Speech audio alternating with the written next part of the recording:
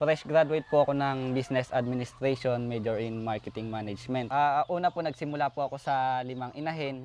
Namuhunan lang po ako ng nasa 5,000 po. Simula sa 5,000 pesos na puhunan, ngayon naparami niya yung kanyang mga alagang mga bibe at ito na yung nagsisilbing hanap buhay at kabuhayan Yes po po. ninyo. Kahit magka-work na tayo, may extra income pa rin po tayo dito sa backyard farm natin. Ayun ang kagandahan, no? Maganda yung mindset ni Sir Robin, no? Para malaman lang ng ating mga ka-video, no? Magkano ba yung una mong napagbentahan?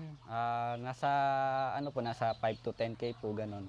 Pag pinag-breed mo yung magkakapatid, lumiliit po yung lahi nila. When you say modernize, ito yung ginawa mo ngayon. Yes po. So anong kaibahan nito sa mga traditional na nagbibibe? At balita ko, sir, awardee ka raw ng Young Farmers Challenge. Na-awardan po tayo sa provincial level ng 80,000 pesos at sa regional level naman po na 150,000 pesos. Wow!